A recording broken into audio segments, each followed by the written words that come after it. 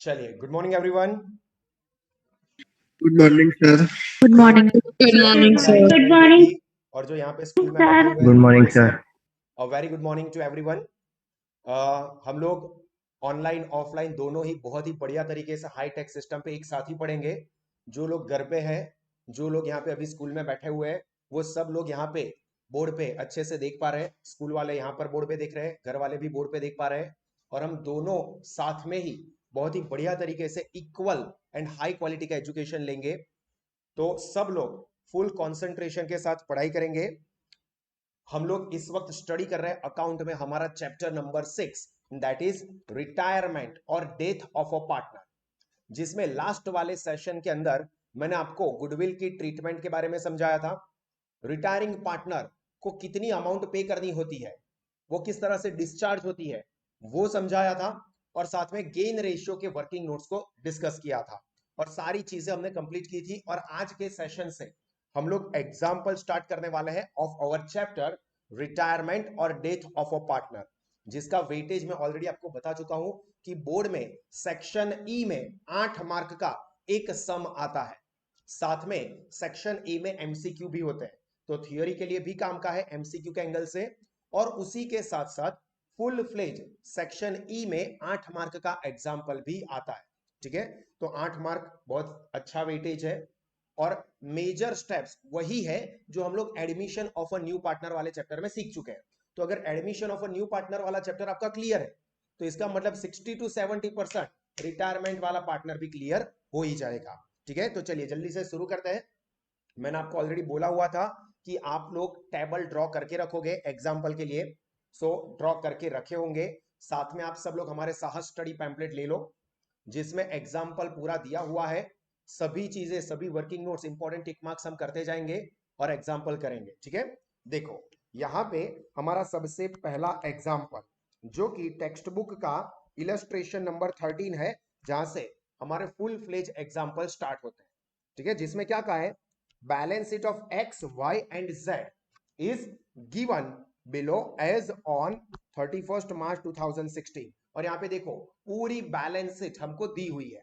और उसी के नीचे आप देखोगे तो यहां पे बहुत सारे एडजस्टमेंट्स और इंफॉर्मेशन दी हुई है, जिसमें क्या कहा है, X Y and Z are partners of a firm sharing profit and loss in the ratio of 3:3:2। तो ये 3:3:2 क्या है? यस एग्जैक्टली, घर वाले भी आंसर दे, क्या है, कौन सा रेशियो है ये? माइक अनम्यूट रखे, बस ध्यान रखे कि आजू बाजू से आवाज ना आती हो। Old ratio. बिल्कुल सही, ओल्ड रेशियो। बिल्कुल सही, बहुत बढ़िया। ओल्ड रेशियो है, तो ये 3:3:2 is the old ratio. Retire कौन हो रहा है? तो देखो Y retires on 1 April 2016 on the following terms. और बहुत सारे पॉइंट्स दिए हुए रिवैल्यूएशन के और बाकी के सब। देखो यहां पे new profit and loss ratio last में देखो, new profit and loss ratio of X and Z, क्योंकि वाई वाई तो जा सकते हैं, वाई रिटायर हो रहा है, तो वो कितना है, 1:1। तो 1:1 क्या होगा भाई? New ratio. New ratio. New ratio. New ratio. देखो एग्जांपल में ओल्ड रेशियो दे दिया, न्यू रेशियो दे दिया। और हमें गुडविल के डिस्ट्रीब्यूशन के लिए गेन रेशियो चाहिए, तो क्या मिल सकता है गेन रेशियो? यस मिल सर। सकता है सर। हम लोगों ने 4th चैप्टर पूरा पढ़ लिया है और उसमें तो पूरे के पूरे मार्क्स ले लेने हैं। गेन रेशियो और सेक्रीफाइस रेशियो की फॉर्मूला देखी है, तो यहाँ पे न्यू रेशियो यानी कि न्यू शेयर भी मिल जाएगा, ओल्ड रेशियो ओल्ड शेयर भी मिल जाएगा। तो गेन रेशियो तो अपन आराम से ढूंढ पाएंगे, तो वही करके हम लोग गेन रेशियो भी ढूंढेंगे।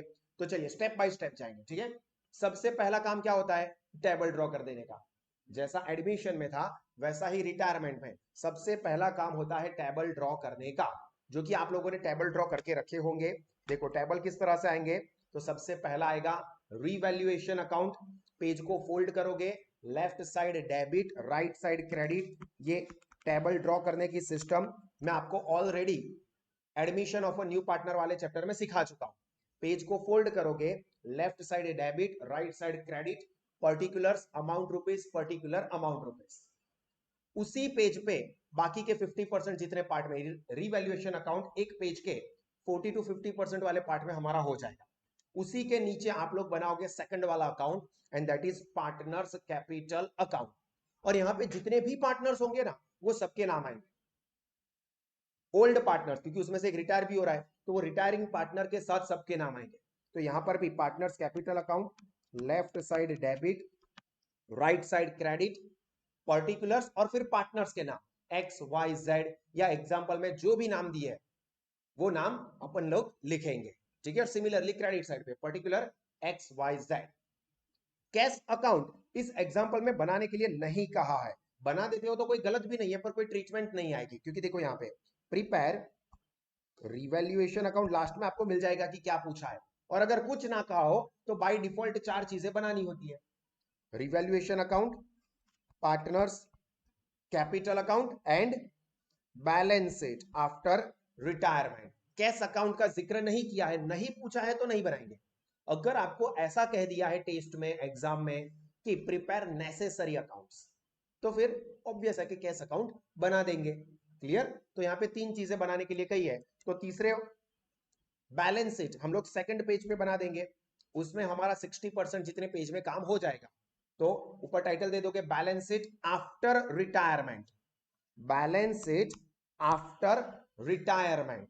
और यहां पे left side debit, right side credit नहीं आता है, ये बैलेंस शीट है, अकाउंट नहीं है। तो लेफ्ट साइड यस, स्टेटमेंट है एग्जैक्टली। तो लेफ्ट साइड पे capital and liability amount rupees, right side पे असेट्स एंड अमाउंट रुपीज। इस तरह से टेबल ड्रॉ करने का ये हमारा सबसे पहला स्टेप। सेकंड स्टेप क्या रहेगा? एडमिशन में जैसा था वैसा ही, कैपिटल Opening capital. बिल्कुल सही। कैपिटल का जो बैलेंस है वो अपन लोग लिख देंगे। तो देखो कैपिटल अकाउंट के बैलेंस यहाँ पे हमको दिए हुए हैं, एक्स वाई एंड जेड तीनों के कहां पे रिकॉर्ड होंगे? Capital account अकाउंट credit में side. क्रेडिट साइड पे लिख देंगे सर। तो चलिए लिख देते हैं 2 लाख 120 एंड 1 लाख। तो कैपिटल अकाउंट में क्रेडिट साइड पे हम लिखेंगे by balance brought down. X का 2 लाख है तो 2 लाख, 1,20,000 एंड 1 लाख। लिखते वक्त ध्यान रखना है कि कोई गलती ना हो, सब लोग साथ में ही लिखेंगे। कैपिटल अकाउंट के बैलेंस लिख देंगे कैपिटल अकाउंट में क्रेडिट साइड पे। उसके अलावा और क्या लिखा जाता है? करंट अकाउंट दिया है, कैश एंड बैंक अकाउंट का बैलेंस। अगर बैंक अकाउंट बनाना है तो लिखेंगे, यहां पे नहीं बनाना है तो ये बैंक बैलेंस जो है 30,000 वो यहीं पे रहने देंगे। बैलेंस शीट में असेट साइड लिखा जाता है, पर सपोज कोई एडजस्टमेंट आया तो रिटायरिंग पार्टनर को अमाउंट देनी होगी सपोज, तो उसमें से कुछ माइनस करना पड़ा तो अभी हम लोग इसका कुछ नहीं करते, बैलेंस शीट में ही उसको लिखेंगे, उसके हिसाब से ट्रीटमेंट देंगे। आएगा बैलेंस शीट में असेट साइड। और अगर अकाउंट बनाना है कैश एंड बैंक अकाउंट तो कहां पे रिकॉर्ड करेंगे? कैश और बैंक अकाउंट में डेबिट साइड पे अगर बनाना है तो। इसके अलावा एक चीज खास ध्यान रखना जो कि इस एग्जांपल में आप इंपॉर्टेंट कंसीडर कर सकते हो। यहां पे देखो पार्टनर्स लोन दी हुई है, पार्टनर्स लोन दी हुई है। तो जो रिटायरिंग पार्टनर होता है ना, ध्यान से सुनना, रिटायरिंग पार्टनर की लोन अगर हमको ओल्ड बैलेंस शीट में दी है तो वो तो पार्टनर रिटायर हो रहा है, तो उसका कैपिटल अकाउंट में क्रेडिट साइड पे शिफ्ट कर देंगे। और उसके अलावा कोई पार्टनर की लोन होगी तो वो बैलेंस शीट में liability side as it is continue रहेगी। फिर से बोल रहा हूं, हर एक एग्जांपल में नहीं होगा, जिस एग्जांपल में होगा उसी में आपको ये करना है। क्या? अगर आपको एग्जांपल में जो बैलेंस शीट दी होगी उसमें आपको पार्टनर्स लोन दी है, तो उसमें जो रिटायरिंग पार्टनर है वो तो जा रहा है, तो उसकी लोन अब उसके कैपिटल अकाउंट में क्रेडिट साइड पे लिख देंगे, भाई तुमको ये पैसे ले जाना है। तो ये लिखेंगे हम कैपिटल में क्रेडिट साइड पे, क्योंकि वो रिटायर हो रहा है। और उसके अलावा जो पार्टनर्स है, रिमेनिंग पार्टनर्स, वो तो कंटिन्यू ही है, तो उनकी लोन की amount as it is balance sheet में लायबिलिटी साइड पे कंटिन्यू रहेगी। ये सभी एग्जांपल में नहीं आएगा, शायद कोई एग्जांपल में आ सकता है। तो अगर आता है तो ये चीज ध्यान रखोगे। चौथी बार बोल रहा हूं, रिटायरिंग पार्टनर की लोन है तो वो उसके कैपिटल अकाउंट में क्रेडिट साइड पे शिफ्ट करेंगे। और अगर रिटायरिंग के अलावा कोई और पार्टनर है तो उसकी अमाउंट बैलेंस शीट में liability side as it is continue रहेगी। तो यहां पे देखो पार्टनर्स लोन दो दी है, एक वाई एंड एक जेड। रिटायर कौन हो रहा है? वाई रिटायर हो रहा है तो उसकी लोन का क्या करेंगे, कैपिटल कैपिटल में क्रेडिट Capital मारेंगे। और जेड भाई साहब तो रिटायर नहीं हो रहे, balance sheet liability Balance sheet liability बिल्कुल side. सही, बिल्कुल सही, घर पे जो है बिल्कुल सही आंसर दे रहे हैं। तो चलिए इसको अपन लोग रिकॉर्ड कर देते हैं। कहां पे रिकॉर्ड करेंगे, तो वाई को जो 20,000 है कैपिटल अकाउंट में क्रेडिट साइड पे, तो यहां पे देखो कैपिटल अकाउंट में क्रेडिट साइड पे बाय लोन या बाय वाइज लोन, और सिर्फ वाई के कॉलम में कितनी अमाउंट लिखेंगे, कितनी लोन है, 20,000, 20,000 बिल्कुल सही। और जो जेड है, जेड की लोन की अमाउंट कितनी है, 30,000, 30,000 तो बैलेंस शीट में लायबिलिटी साइड पे लिखेंगे और ऊपर 3-4 लाइन ड्रॉप कर देंगे, क्योंकि जो बाकी के पार्टनर है उनके कैपिटल का जो बैलेंस बचेगा वो भी तो हमको लिखना होगा। तो यहाँ पे ऊपर 3-4 लाइन ड्रॉप करने के बाद जेड्स लोन 30,000, तो ये हमारा सेकंड स्टेप जहां पे ओपनिंग बैलेंसेस ट्रांसफर करने होंगे वो वाला काम खत्म हुआ, जिसमें हम लोग कैपिटल लिखते हैं, कैश और बैंक अकाउंट बनाना हो तो उसका बैलेंस कैश और बैंक अकाउंट में डेबिट साइड पे लिखते हैं, और अगर पार्टनर की लोन दी हो तो ये चीज ध्यान रखने की कि लोन की अमाउंट रिटायरिंग पार्टनर है तो उसके कैपिटल अकाउंट में क्रेडिट करेंगे, और बाकी के पार्टनर है तो उसकी बैलेंस शीट में लायबिलिटी साइड। कोई एग्जांपल में ध्यान से सुना, कोई एग्जांपल में शायद आपको ऐसा कहा है कि पार्टनर्स लोन अकाउंट भी बना, पार्टनर्स लोन अकाउंट बनाने के लिए कहा है, शायद पूछ सकते। मैं आपको सारी पॉसिबिलिटी समझाऊंगा, कोई पॉइंट ऐसा नहीं रह जाएगा कि मैंने आपको क्लैरिफाई नहीं किया है, ठीक है। अब ध्यान से सोचो कि अगर आपको पार्टनर्स लोन अकाउंट बनाना है, रिटायरिंग पार्टनर की लोन का अकाउंट बनाया जाता है, तो वो कहां रिकॉर्ड करेंगे, सोच के बताओ। हाँ, जैसे यहां पे वाई की लोन है 20,000, ठीक है, हमने कैपिटल अकाउंट में क्रेडिट साइड पे लिखा, पर अगर सपोज एग्जांपल में आपको कहा होता कि prepare revaluation account, partners capital account, cash and bank account, wise loan account अथवा partners loan account and balance sheet,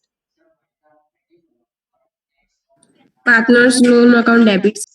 partners loan account debit होता है, लोन कभी भी डेबिट होती है, ये लोन टेकन है, लोन गिवन नहीं है, पार्टनर के पास से लोन ली है, क्रेडिट बैलेंस आप देखो ना कहां पे लिखा है, लायबिलिटी साइड पे,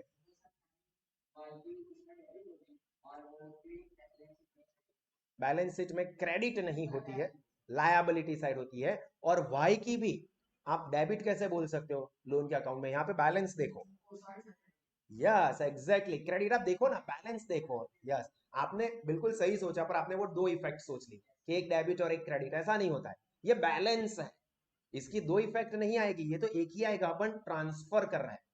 तो अगर आपको रिटायरिंग पार्टनर की लोन का अकाउंट बनाना है तो सिंपली जैसे कैपिटल थी तो कैपिटल को हमने पार्टनर्स के कैपिटल अकाउंट में क्रेडिट लिखा, कैश एंड बैंक हो तो कैश एंड बैंक अकाउंट में डेबिट लिखते हैं, तो पार्टनर्स लोन हो तो लोन के अकाउंट में क्रेडिट लिख देंगे। तो अगर वाइज लोन अकाउंट बनाने के लिए कहा होता तो हाँ, तो क्या करते हैं, वाइज लोन अकाउंट में क्रेडिट साइड पे 20,000 लिख देते, और बाकी के पार्टनर का होता तो वो तो balance sheet liability side as it is continue ही रहेगा।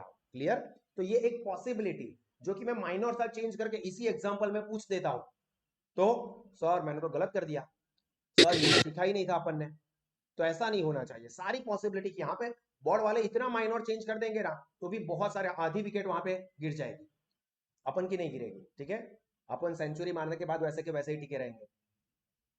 तो यहां पे याद रखना कि अगर पार्टनर्स लोन अकाउंट बनाना है, रिटायरिंग पार्टनर्स के लोन अकाउंट में क्रेडिट साइड पे बाय बैलेंस ब्रॉट डाउन और कैरिड डाउन करके 20,000 लिख देंगे, फिर लास्ट में वो क्लोज होगा और ट्रांसफर करेंगे। चल ये काम हो गया हमारा, उसके चलो यहां तक सबको समझ में आया तो थम्स अप कर दीजिए, घर पे जो भी स्टूडेंट्स है समझ में आ गया है तो थम्स अप कर दीजिए, यहां पर भी Thums Up, yes Thums up.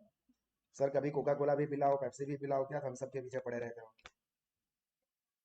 चलिए इसके बाद क्या करना होता है, डिस्ट्रीब्यूट अनडिस्ट्रीब्यूटेड आइटम, बिल्कुल सही। तो चलिए यहाँ पे आइडेंटिफाई करते हैं अनडिस्ट्रीब्यूटेड आइटम कौन कौन सी है।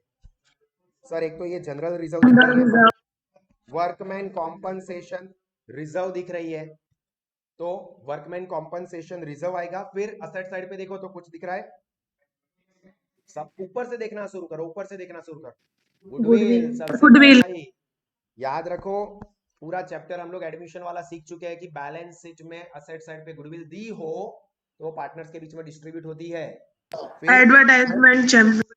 बिल्कुल सही, advertisement, campaign expenditure and last profit and loss account. Profit and loss account. Profit and loss. Profit and loss account debit होगा यानी कि लॉस होगा या प्रॉफिट होगा? असेट साइड पे यहाँ पे प्रॉफिट एंड लॉस अकाउंट दिया हुआ है तो मतलब कि ये प्रॉफिट की बात हो Profit रही होगा. है या लॉस की? लॉस होगा. लॉस होगा। Loss. लायबिलिटी साइड पे होता तो प्रॉफिट होता है और असेट साइड पे दिया है मतलब डेबिट बैलेंस। असेट साइड पे डेबिट बैलेंसेस लिखे जाते हैं तो मतलब लॉस होगा तो पी एंड एल अकाउंट का लॉस यानी कि बैलेंस शीट में असेट साइड। और अगर प्रॉफिट है लायबिलिटी साइड पे पी एंड एल अकाउंट लिखा है मतलब वो प्रॉफिट होता है। तो ये ट्रांसफर करते वक्त ध्यान में रखना है। अभी एक चीज क्या चेक कर लेने की कि ये जो चीजें अनडिस्ट्रीब्यूटेड आइटम्स है उसको इफेक्ट करता हुआ कोई एडजस्टमेंट है या नहीं। अगर एडजस्टमेंट नहीं है तो पार्टनर्स के बीच में उनके old P and L ratio में डिस्ट्रीब्यूट कर देंगे। और अगर एडजस्टमेंट इफेक्ट करता हो तो पहले वो एडजस्टमेंट को कंसीडर करना पड़ेगा। तो देखो एडजस्टमेंट देख लेते हैं, लैंड एंड बिल्डिंग कोई कनेक्शन नहीं है। इफेक्ट किसको होगी? एडवर्टाइज यहाँ पे इन्वेस्टमेंट फ्लक्चुएशन फंड हो तो उसको इफेक्ट हो सकती है या वर्कमैन कॉम्पनसेशन। अब यहाँ पे वर्कमैन है, इन्वेस्टमेंट वाला तो है ही नहीं। देखो दूसरा वैल्यू ऑफ मशीनरी कोई कनेक्शन नहीं है। Provision for doubtful date, liability for workman compensation is accepted eight 15,000। ऐसा एडजस्टमेंट एडमिशन वाले चैप्टर में आप लोग सीख चुके हो, वैसा ही एडजस्टमेंट यहाँ पे रिपीट हो रहा है। Goodwill of the firm and new ratio मतलब बाकी की कोई चीज को इफेक्ट नहीं हो रही। तो एक काम करते हैं हम लोग पहले, नहीं गुडविल जो है गुडविल एडजस्टमेंट वाली अलग होती है। एडजस्टमेंट में जो गुडविल होती है वो अलग है और बैलेंस शीट में जो दी होगी वो अलग है।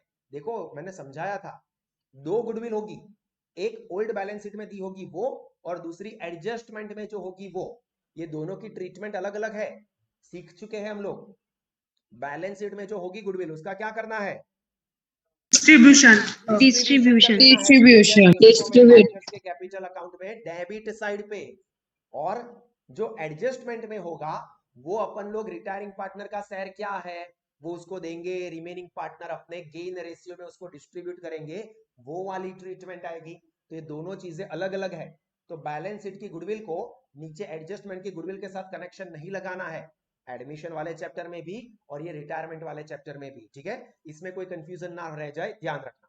तो चलिए वर्कमैन कॉम्पनसेशन का हम लोग बाद में करते हैं, पहले उसके अलावा की जो तीन चीजें हैं उसको डिस्ट्रीब्यूट कर देते हैं। तो देखो जनरल रिजर्व 40,000 है, ठीक है, तो जनरल रिजर्व कहां पे ट्रांसफर करेंगे? कैपिटल अकाउंट में, Capital क्रेडिट account साइड में में। credit side. तो चलिए यहाँ पे कैपिटल अकाउंट में क्रेडिट साइड पे बाय जनरल रिजर्व। उनका ओल्ड रेशियो क्या है? 3:2। तो ये 40,000 को हम लोग क्या करेंगे? 3:2 में डिस्ट्रीब्यूट करेंगे। तो यहाँ पे बोर्ड पे देखो, कैलकुलेटर पे दिखा रहा हूं वर्किंग, आप लोग अपने कैलकुलेटर पे भी करोगे। 40,000 इंटू 3 बाय कितना? Divided by 8। 3 + 3 + 2 8। तो 15,000 रुपए एक्स का आएगा। सब लोगों का आ रहा है 15,000? तो यहाँ पे Yes, sir. 15,000 एक्स का, वाई का भी उतना ही आएगा ना क्योंकि दोनों का 3:3 है। तो ये भी 15,000 और जेड का क्या होगा? 10,000। फिर भी देख लो 40,000 इंटू 2 बाय 8, तो इंटू 2 बाय 8 तो अमाउंट कितनी हो गई? 10,000 जेड के। बोलो यहां तक समझ में आया? सारी चीजें पूरे वर्किंग यहाँ पे करके Yes, दिखा रहा हूं। ये चीज कहीं पे भी किसी के लिए भी पॉसिबल नहीं है कि सारे के सारे इवन कैलकुलेटर के यूज भी जो यहाँ पर बैठे वो भी और जो घर पे बैठे वो भी सब लोग समझ पा रहे हैं। तो ये एडवांटेज है, हाई टेक सिस्टम के एडवांटेज है कि कोई भी स्टूडेंट को ऐसा नहीं लगेगा कि सर कोई भी पॉइंट नहीं समझ में आया। सारी चीजें आपके माइंड में क्रिस्टल क्लियर हो जाएगी। ठीक है, तो ये 3:2 में हमने क्या किया? जनरल रिजर्व को डिस्ट्रीब्यूट कर दिया। उसके बाद लायबिलिटी साइड पे वर्कमैन कॉम्पनसेशन रिजर्व है पर उसका एडजस्टमेंट है तो वो हम बाद में देखते हैं। असेट साइड पे देखो क्या क्या है? Goodwill, advertisement and P and L. तो गुडविल को पहले डिस्ट्रीब्यूट कर देते। देखो अमाउंट 40,000 है तो वर्किंग करेंगे अपन कि अमाउंट के लिए क्या आएगा। अभी तो सर No, किया directly. जनरल रिजर्व के लिए, देखो ना 40,000 ही तो थे। तो 3:2 में 15 15 10 वही आए थे तो वही फिर से आएंगे। पर कहां पे?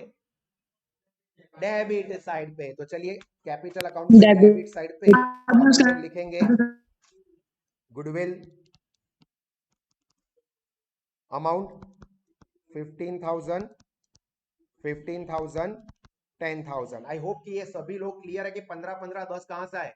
40,000 गुडविल है, उसको 3:2 में डिस्ट्रीब्यूट कर दिया। उसके बाद देखो एडवर्टाइजमेंट है, कितनी है अमाउंट एडवर्टाइजमेंट की? 16,000। उसको भी क्या करेंगे? 332। तो चलिए कैलकुलेटर पे देखो, 16,000 इंटू 3/8 क्या हो गई अमाउंट? 6,000। तो x के भी 6,000 आएंगे, y के भी 6,000 ही आएंगे, और z के लिए 4,000। 16,000 इंटू 2/8 करेंगे अपन लोग, तो क्या आया? 4,000। तो यहां पे हम लिख देंगे 4,000। एडवर्टाइजमेंट के बाद लास्ट क्या बचा? P&L account. बिल्कुल सही, P&L अकाउंट की अमाउंट कितनी है? 20,000। तो क्या करेंगे हम लोग? 20,000 इंटू 3/8 कितना आ रहा है सबका? 7,500 बिल्कुल सही। 7,000. तो लिखो 7,500, इसका भी 7,500, और आखिरी वाले का 5,000 बचेगा, वही होगा। बट फिर भी सारी चीजें मैं आपको क्लियर कर रहा हूं। 20,000 इंटू 2/6, सॉरी 8 20,000 इंटू 2/8 तो कितना है? 5,000। तो हमारा ये वाला स्टेप भी हो गया। अनडिस्ट्रीब्यूटेड आइटम को डिस्ट्रीब्यूट करनी है, पर सर मेन चीज रही ना, वर्कमैन कॉम्पनसेशन रिजर्व। तो उसके लिए हम क्या करते हैं? वर्किंग नोट करते हैं। तो आप लोग अपनी नोटबुक में बैलेंस शीट जहां पे बनाई है वहां पे नीचे या उसके बाद वाले पेज पे, उसके बाद वाले पेज पे ही करना, क्योंकि एक वर्किंग नोट नहीं आएंगे, दूसरे वर्किंग नोट्स भी। Working note number 1, workman compensation reserve. देखो इस तरह से, वर्कमैन कॉम्पनसेशन रिजर्व टाइटल दे दोगे। अभी यहां पे क्या करने का? सबसे पहले बैलेंस शीट में वर्कमैन कॉम्पनसेशन रिजर्व कितनी दी है देख लो, 10,000 दी हुई है। तो यहां पे हम लिखेंगे workman compensation reserve old balance sheet में 10,000 है। उसमें से हम क्या करते हैं? जो क्लेम एक्सेप्ट करते हैं उसको माइनस करते हैं, जो चीज हम लोग एडमिशन वाले चैप्टर में भी कर चुके हैं। तो यहां पे देखो क्लेम कितना एडमिट किया है, क्लेम एक्सेप्टेड ये रहा 15,000 रुपए एडजस्टमेंट में बोला हुआ है, उसको माइनस करेंगे हम लोग। तो 10,000 में से 15,000 को माइनस करेंगे, 10,000 माइनस 15,000, तो बैलेंस क्या आया? -5,000 आएगा। यस बिल्कुल सही, -5,000। तो ये क्या है? लॉस है। तो ये लॉस कहां पे लिखा जाता है? Revaluation account debit. Debit side. Revaluation account में डेबिट साइड पे ये 5,000 लिखेंगे। तो सर ये 15,000 का क्लेम अपन ने जो एक्सेप्ट कर लिया उसका क्या होगा? Balance sheet liability. Balance sheet liability. बिल्कुल सही, Balance sheet liability. में लायबिलिटी साइड पे, न्यू बैलेंस शीट लायबिलिटी। तो यहाँ पे हमें दो इफेक्ट देने की आई, एक 5,000 का जो रिवैल्यूएशन पे लॉस हुआ वो, और 15,000 का जो क्लेम एक्सेप्ट हुआ है। तो चलिए दोनों चीजें रिकॉर्ड कर दे। पहले रिवैल्यूएशन में डेबिट साइड पे 5,000 लिखेंगे। तो रिवैल्यूएशन में डेबिट साइड पे वर्कमैन कॉम्पनसेशन क्लेम या वर्कमैन क्लेम, अब कुछ भी लिखो चलेगा, 5,000 वहां पे जरूर लगती है तो ब्रैकेट में लिख दो वर्किंग नोट 1। कहां से अमाउंट आई ये आपको पता चले कि 5,000 में कहां से लेके आया, ऊपर से आके नहीं गिरे, मेरे वर्किंग नोट से ही निकले। ठीक है, मेरा ही बच्चा है। ठीक है, तो यहाँ पे अपन दिखाएंगे कि वर्किंग नोट 1 से ये 5,000 लेके आए, और ये जो क्लेम एक्सेप्ट कर लेते हैं, ज्यादा अमाउंट का हो या कम अमाउंट का हो, जितना भी क्लेम एक्सेप्ट होगा वो जाएगा बैलेंस शीट में लायबिलिटी साइड पे। तो जहां पे जेड्स लोन लिखी है उसके नीचे वर्कर्स क्लेम या वर्कमैन्स कॉम्पनसेशन क्लेम, आप कुछ भी लिखो चलेगा, 15,000 जितना क्लेम एक्सेप्ट किया हो वो अमाउंट लिखी जाती है। ठीक है, याद रखना, कम अमाउंट का क्लेम हो, सेम अमाउंट का क्लेम हो, या ज्यादा अमाउंट का क्लेम हो, जो क्लेम एक्सेप्ट हुआ बैलेंस शीट में लायबिलिटी साइड। अगर यहां पे हमने वर्किंग किया और ये नेगेटिव आया, सपोज कि ये पॉजिटिव आता, तो अपन क्या करते हैं? डिस्ट्रीब्यूट कर देते हैं। डिस्ट्रीब्यूट कर देते हैं, बिल्कुल सही। एक दो ने गलत आंसर दे दिया बीच में। अगर Sorry, यहां sir. पे ये पॉजिटिव अमाउंट निकलती तो उसको पार्टनर्स के कैपिटल अकाउंट में क्रेडिट साइड पे उनके P&L रेशियो में डिस्ट्रीब्यूट कर देते।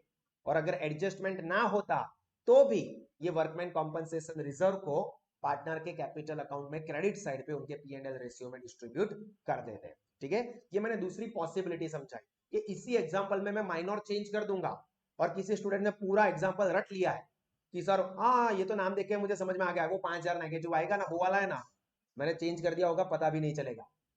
अगर पॉजिटिव निकला तो आपको उसे डिस्ट्रीब्यूट करना पड़ेगा कैपिटल अकाउंट में क्रेडिट साइड, नेगेटिव है तो रिवैल्यूएशन अकाउंट में डेबिट साइड पे। बस कॉन्सेप्ट को माइंड में समझ, फिर अमाउंट जो आनी आने दो, कोई फर्क नहीं पड़ता है।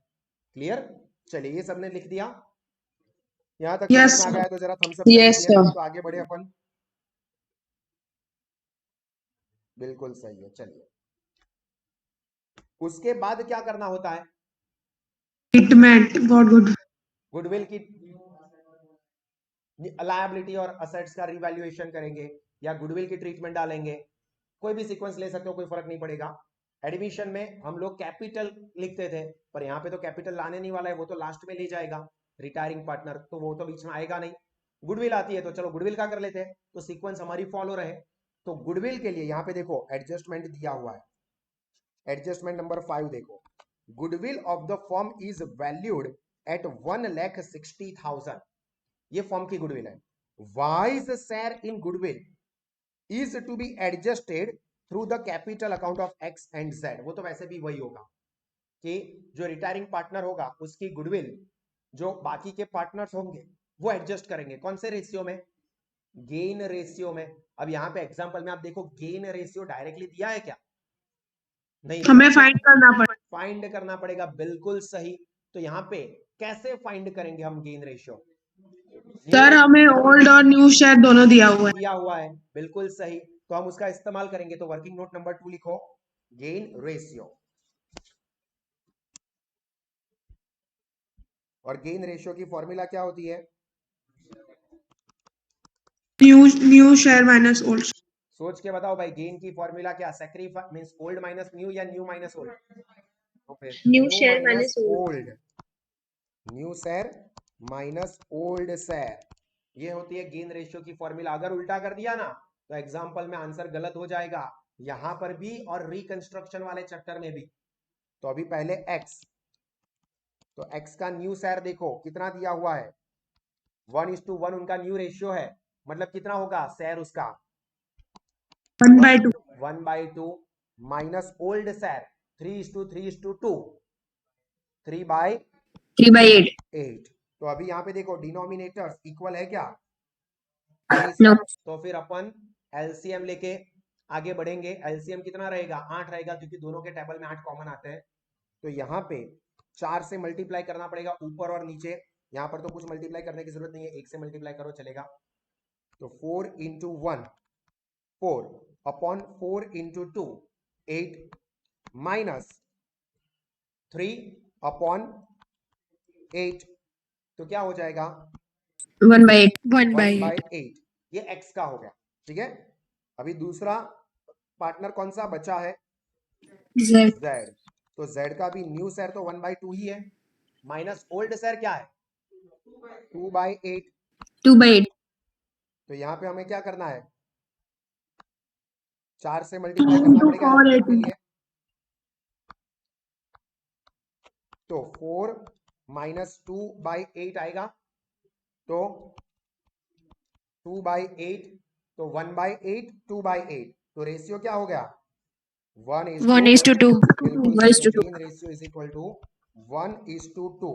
ये इंपॉर्टेंट वर्किंग खत्म करो, 1:2 ये गेन रेशियो हुआ, तो z के y के हिस्से की जो गुडविल होगी वो 1:2 में x और z के बीच में डिस्ट्रीब्यूट करनी पड़ेगी। ठीक है, चलिए लिखिए। चलिए यहां तक हो गया है सबका, तो थम्स अप कर दीजिए जरा। हाँ, यहाँ पर क्लास में भी और घर पे भी। बिल्कुल सही है, चलिए सब लोग ओके डन। अभी यहां पे हमें क्या करना पड़ेगा, y के हिस्से की गुडविल, फर्म की गुडविल दी है 160, y का हिस्सा क्या, तो 3:2 ये उनका शेयर है, तो उसमें से y का शेयर क्या हुआ 3/8, 3/8. तो यहां पे y share of goodwill is equal to 1,60,000। ये फर्म की गुडविल दी हुई है एडजस्टमेंट में, देखो ये रहा, कहीं से आसमान से लेके नहीं आऊं, ये रहा देखो 1,60,000 बोला हुआ है, और y का शेयर वो P&L रेशियो दिया हुआ है 3:2, तो y का शेयर हुआ इंटू 3/8। तो अभी कैलकुलेटर के ऊपर देख लेना है, 1,60,000 सब लोग अपने कैलकुलेटर पे करेंगे, इंटू 3/8 क्या आया 60,000। 60,000. 60,000 तो अभी ये 60,000 को क्या करेंगे, डिस्ट्रीब्यूट कर देंगे। डिस्ट्रीब्यूट कर कर दें. देंगे between home X and Z. And Z, किस रेशियो में, उनके गेन रेशियो में, Gain गेन ratio. रेशियो में। अभी इतनी मेहनत करके ढूंढा है क्या 1:2, तो x का हिस्सा क्या होगा जरा ध्यान से देख लीजिए, 60,000 इंटू 1/3, 1:2 का मतलब क्या, उसका हिस्सा 1 है, z का हिस्सा 2 है, तो 1/3। तो कैलकुलेटर पे देखो क्या हो रही है अमाउंट, 60,000 इंटू 1/3 20,000. 20,000। ये x को देना पड़ेगा, और z कितना देगा 60,000 इंटू 2/3 40,000 40. 40,000. 40,000। ठीक है, तो ये अमाउंट वो लोग देने वाले हैं। अभी यहाँ पे जर्नल एंट्री तो पूछी नहीं है, तो मैं आपको इफेक्ट समझाऊंगा, बट अगर जर्नल एंट्री लिखनी हो तो आप इसकी जर्नल एंट्री क्या लिखोगे, रिटायरिंग पार्टनर को गुडविल मिलती है, और वो देगा कौन, कंट्रीब्यूट कौन कर रहा है, एक्स एंड जेड, 20 एंड 40। तो बताइए,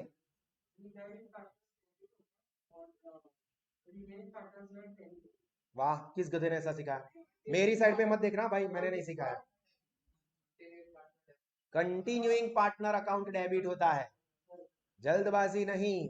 पहला एग्जांपल है, कोई टेंशन नहीं लेने का, सोचो शांति से सोचो, जिस पार्टनर को मिलने वाला है उसका अकाउंट क्रेडिट होगा ना, उसको पैसे मिलेंगे, और जिनको देना पड़ेगा, जिनके पास से जाएगा, उनकी कैपिटल कम होगी, तो remaining partners capital account debit. तो यहां पे क्या लिखेंगे, X account debit 20,000, Z account debit 40,000 to Y's account 60,000। ये जर्नल एंट्री रेफरेंस के लिए लिखनी है तो लिख दो, रेफरेंस के लिए लिखनी हो तो लिख दो। चलिए मैं आप लोगों को लिख के ही दिखा देता हूं, ये रेफरेंस के लिए, ठीक है, X account debit, Z account debit to Y's account 20, 40, 60, 20,000, 40,000 और क्रेडिट होंगे 60,000। अभी इसका पोस्टिंग हम क्या करेंगे, हमें तो पोस्टिंग देखना है, तो कैपिटल अकाउंट में डेबिट साइड पे एक्स के कॉलम में 20,000, जेड के कॉलम में 40,000, ये डेबिट होंगे। और दूसरी फैक्ट, कैपिटल अकाउंट में ही क्रेडिट साइड पे, पर किसके कॉलम में, वाई के कॉलम में, वाई कितना 60,000। तो इसको आप टिक मार्क कर दो, ये इंपॉर्टेंट है, ये जो व्हाइट लिखा है वो इंपॉर्टेंट है, हमारी ट्रीटमेंट लिख दो। अभी हम लोग इसका पोस्टिंग लिखेंगे, तो कैपिटल अकाउंट में डेबिट साइड पे एक्स और जेड का अकाउंट डेबिट हो रहा है, ध्यान से देखना, पोस्टिंग कैसे करना उसको भी समझ लो।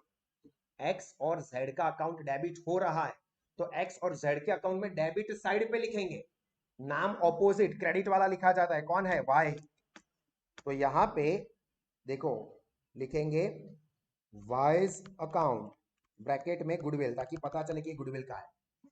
एक्स एंड जेड का अकाउंट डेबिट हुआ है, तो एक्स एंड जेड के अकाउंट में डेबिट साइड पे पोस्टिंग करेंगे, नाम ऑपोजिट क्रेडिट वाला लिखेंगे, तो जेड का नाम, सॉरी जेड और एक्स के कॉलम में अमाउंट लिखेंगे, वाई का नाम लिख दिया, और अमाउंट एक्स की एक्स के कॉलम में कितनी है,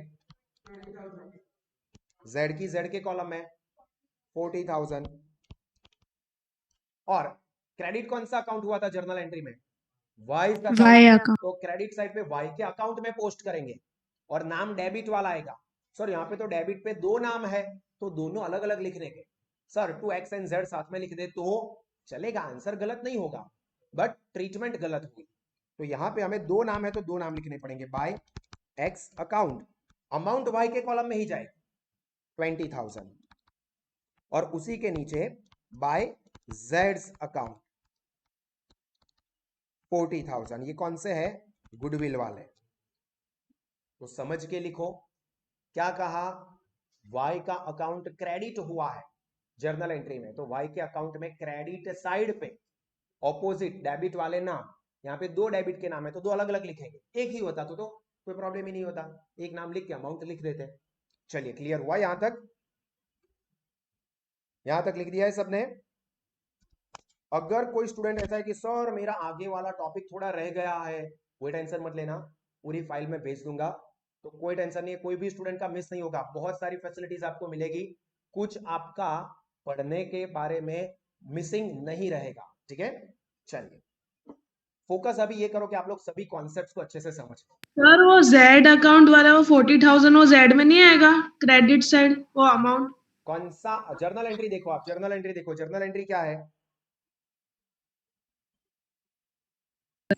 X account debit, Z account debit, and Y account credit. Y account 60,000. Credit, तो लेजर पोस्टिंग 11th स्टैंडर्ड याद करो, रूल क्या कहता है लेजर पोस्टिंग का? जर्नल एंट्री में जो अकाउंट क्रेडिट हुआ है उसमें क्रेडिट साइड पे अमाउंट लिखी जाती है और नाम ऑपोजिट लिखे जाते हैं। तो क्रेडिट वाई का अकाउंट हुआ है तो अमाउंट वाई के कॉलम में ही जाएगी और नाम ऑपोजिट डेबिट वाले लिखे जाते हैं। अगर इसके लिए आपको 11th स्टैंडर्ड का जर्नल एंट्री पर से लेजर पोस्टिंग वाला कॉन्सेप्ट क्लियर चाहिए, समझ में आ रहा है? रूल याद करो, जो अकाउंट डेबिट होता है जर्नल एंट्री में, उस अकाउंट में डेबिट साइड पे पोस्टिंग होता है और नाम ऑपोजिट क्रेडिट वाले लिखे जाते हैं, और जर्नल एंट्री में जो अकाउंट क्रेडिट होता है उसमें क्रेडिट साइड पे अमाउंट लिखी जाती है, नाम ऑपोजिट डेबिट वाले लिखे जाते हैं। क्लियर हुआ? याद आया 11th स्टैंडर्ड? थोड़ा थोड़ा ऐसे सर हिला के नहीं, नीचे चैट में लिखो या अनम्यूट करके। हाँ ओके तनिषा, चलिए ये हो गया। तो अभी हमारा काम क्या बचा? रीवैल्यूएशन, बाकी के जो भी असेट्स लायबिलिटीज बचे हैं उसमें एडजस्टमेंट्स देखते जाते हैं। पहला वाला एडजस्टमेंट की अमाउंट है तो मैं अलग लिखूंगा ताकि आपको जल्दी से समझ में आए। पर्पल कलर की पेन से लिख रहा हूं, ध्यान से देखना। Land and building is to be valued at 2,20,000। अभी हम डायरेक्ट लिखेंगे, वो वर्किंग करते थे एडमिशन वाले चैप्टर में, वो पहली बार आ रहा था इसलिए मैं लिख के दिखाता था। अभी डायरेक्ट हम लोग यहाँ पे देखेंगे बैलेंस शीट में लैंड बिल्डिंग कितना है 199, उसका कितना हो गया 220, तो इंक्रीज हुआ या डिक्रीज हुआ? ऑब्वियसली इंक्रीज हुआ सर, 220 माइनस तो 21,000 क्या हुआ? पॉजिटिव आया, तो पॉजिटिव 21,000, तो ये गेन है रिवैल्यूएशन में क्रेडिट साइड पे, क्रेडिट साइड। तो यहाँ पे हम लिख देंगे, देखो ये वर्किंग नोट्स है बट ऐसा कोई लिखने की जरूरत नहीं, अब डायरेक्टली ही हैबिट रखनी है। 2,20,000 में से 199 माइनस करोगे तो 21,000 बाय लैंड एंड बिल्डिंग 21,000, और न्यू बैलेंस शीट में कितना लिखेंगे 2,20,000, 199 प्लस 21। आप ऐसा बताओगे तो भी चलेगा, डायरेक्टली लिख देते हो तो भी चलेगा, 2,20,000। उसके बाद next adjustment, value of machinery is to be reduced by 30,000 कम हुए हैं तो माइनस 30,000 हो गए, पता चल गया। ओल्ड वैल्यू कितनी थी उसमें 30,000 माइनस, तो न्यू वैल्यू क्या हो जाएगी 150 हो जाएंगे। तो ये 30,000 जो नेगेटिव गए वो कहां पे जाएंगे? रिवैल्यूएशन डेबिट सही, तो रिवैल्यूएशन में डेबिट साइड पे लिखेंगे हम मशीनरी,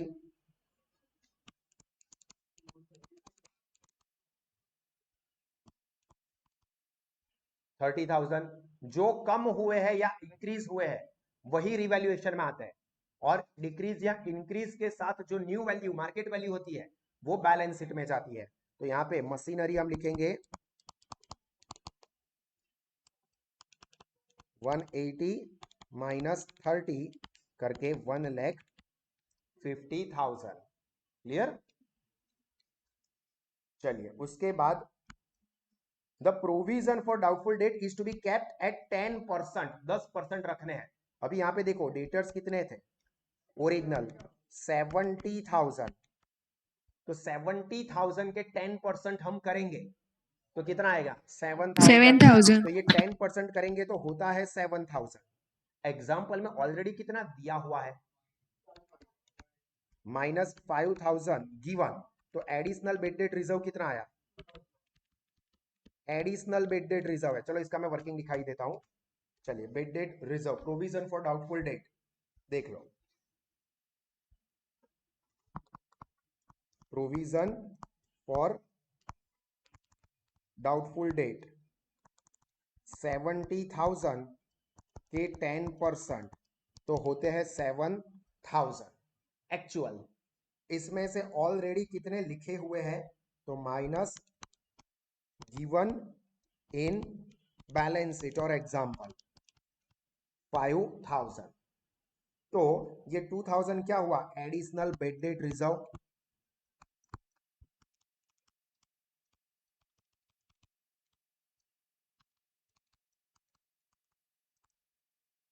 तो ये कहां आएगा रीवैल्यूएशन में डेबिट साइड पे, और न्यू बैलेंस शीट में अभी ये 7,000 को माइनस करने पड़ेंगे। यस बोलिए।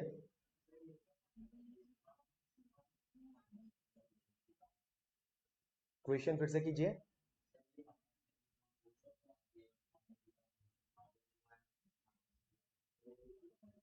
क्योंकि देखो हम लोगों ने 5,000 रुपए बेडेड रिजर्व पहले ही क्रिएट करके रखी है। बेडेड रिजर्व मतलब हमको लगता है कि फ्यूचर में लॉस हो सकता है, डेटर के पास से पैसे नहीं मिलेंगे, तो हमने पहले ही 5,000 रुपए का प्रोविजन करके रखा था पास्ट में।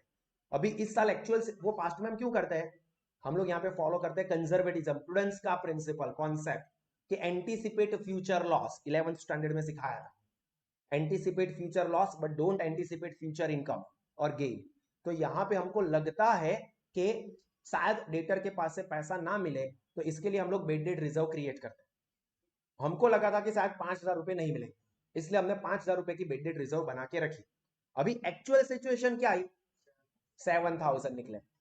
यहाँ पे बोला ना कि 10% मेंटेन करो, तो एक्चुअल सिचुएशन में आया कि 7,000 रखने हैं, 7,000 का लॉस हो सकता है। हमने कितना लिखा था 5,000 का ही लिखा था, 7,000 हो रहा है तो 2,000 और हम एंटीसिपेट कर रहे हैं लॉस को, तो लॉस हो गया 2,000 का एडिशनल लॉस हम एंटीसिपेट कर रहे हैं। एंटीसिपेट करते हैं वो रिकॉर्ड करते हैं, तो 5,000 का तो लिखा हुआ ही था, तो एडिशनल कितना आया 2,000, इसलिए 2,000 लिखा।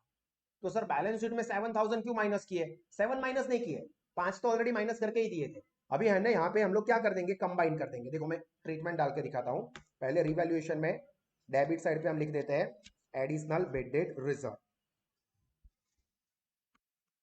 टू बीडीआर एडिशनल 2,000, और न्यू बैलेंस शीट में पहले देखो डेटर्स यहाँ पे कितने दिए हुए थे 70,000 में से 5,000 माइनस किए थे। तो या तो आप ऐसा कर सकते हो 70 माइनस 2, या फिर 70 माइनस 7, 5 और 2 माइनस करो, या सीधा 7 माइनस करो, या 65 में से 2 माइनस करो क्योंकि 5 ऑलरेडी माइनस हो चुका है, कुछ भी कर सकते हैं। अल्टीमेटली क्या होगा टोटल डेटर्स में से 7,000 रुपए जाने चाहिए। अब आप 65 में से 2 माइनस करो, 70 में से 5 और 2 अलग अलग से माइनस करो, या 70 में से 7,000 डायरेक्ट माइनस करो, situation is one and the same. तो चलिए यहाँ पे न्यू बैलेंस शीट में debtors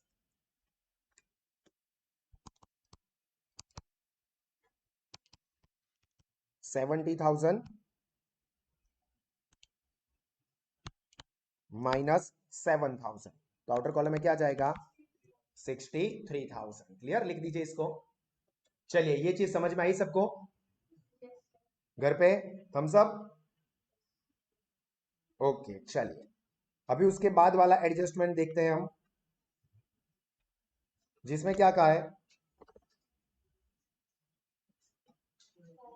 provision liability for workman, ये तो सर पहले ही कर दिया हमने, तो वो तो बात खत्म हो गई। गुडविल ऑफ द फर्म वो भी खत्म हो गया। उसके बाद vice share of goodwill adjusted वो भी खत्म हो गया, मतलब सारे के सारे एडजस्टमेंट तो हो गए सर। तो अभी हमारा लास्ट स्टेप क्या करेंगे, उंगलियों का कमाल। पहले देख लो कि कोई अनरिकॉर्डेड असेट या लायबिलिटी तो नहीं है ना, उसको लिखना पड़ेगा। स्टॉक तो लिख देते हैं, चलो देख लेते हैं। पहले लायबिलिटी साइड पे देखो, क्रेडिटर्स आए सर, क्रेडिटर्स कितने हैं 80,000। तो चलिए न्यू बैलेंस शीट में लायबिलिटी साइड पे एज इट इज लिख देंगे 80,000 को। तो यहाँ पे क्रेडिटर्स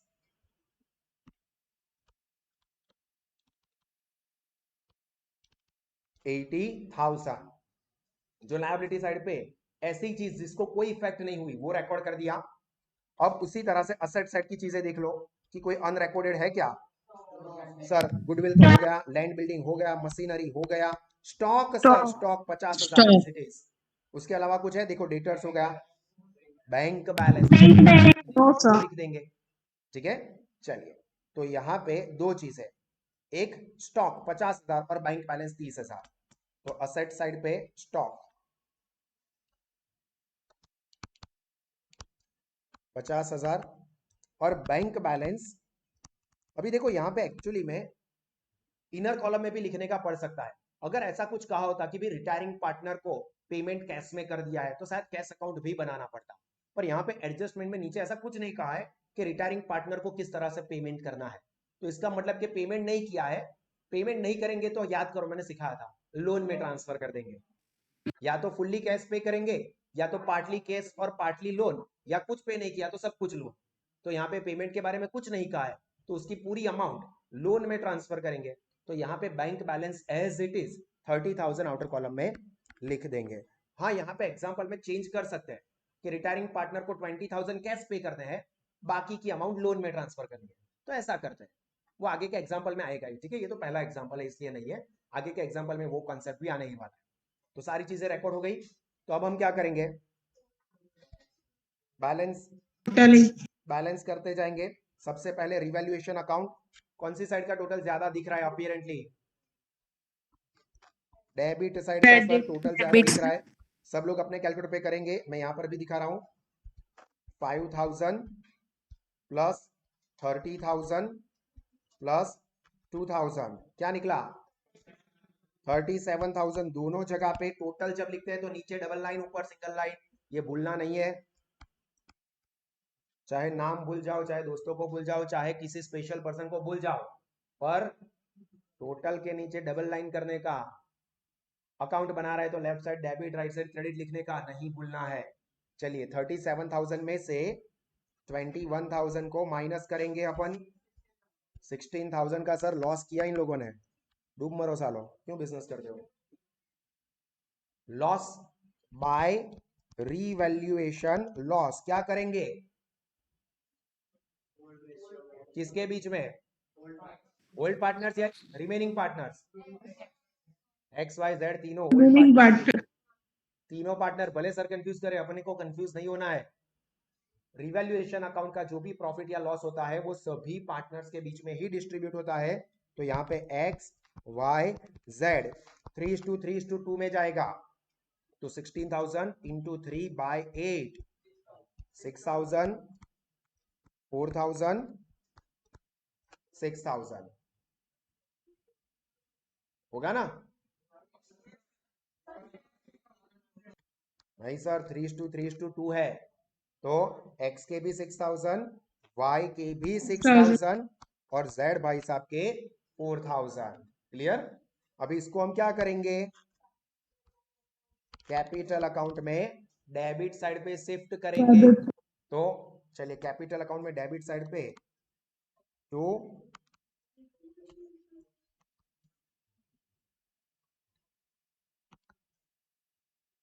रिवैल्यूएशन लॉस 6,000, 6,000 एंड 4,000। अभी ध्यान से सुनना, अभी सबसे पहले किसका टोटल और बैलेंस करेंगे कैपिटल में, रिटायरिंग पार्टनर। क्रेडिट का करेंगे, क्रेडिट साइड से टोटल करेंगे, बट पहले कौन से पार्टनर का करेंगे, हमेशा रिटायरिंग पार्टनर का ही, क्योंकि आगे ऐसा कुछ एडजस्टमेंट आ सकता है कि रिटायरिंग पार्टनर को जो अमाउंट देनी है वो बाकी के पार्टनर सेट करेंगे, लाएंगे, ले जाएंगे, ऐसा कुछ होगा। तो सबसे पहले रिटायरिंग पार्टनर का बैलेंस ढूंढने का काम हम लोग करेंगे। तो यहाँ पे रिटायरिंग पार्टनर कौन है, वाई। तो चलिए वाई का क्रेडिट साइड का टोटल पहले देखेंगे कितना हो रहा है, 120 प्लस 20, आप लोग अपने अपने कैलकुलेटर पे करोगे, प्लस 15 प्लस 20 प्लस 40 क्या आया 2,15,000 बिल्कुल सही। तो उसको भी डेबिट साइड पे यहाँ पे नीचे लिख देंगे और उसमें से डेबिट साइड की जितनी भी अमाउंट्स है ना ये वाई वाली ये सब देख लो ये वाली अमाउंट इस टोटल में से माइनस की जाती है। तो देखो आपको इस तरह से एरो नहीं करना, राउंड नहीं करना, ये आपको समझाने के लिए किया। 215 माइनस 15,000 माइनस 6,000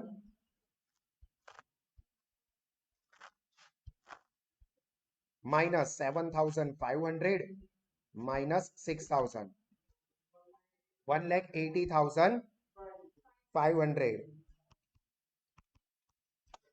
अभी इसके बारे में कुछ नहीं कहा है। देखो एग्जाम्पल में नीचे एडजस्टमेंट में कुछ बोला है कि वाई को क्या पेमेंट करना है, किस तरह से करना है, कुछ नहीं बोला है, कुछ नहीं कहा है। तो बाय डिफॉल्ट उसको लोन में ट्रांसफर कर देंगे।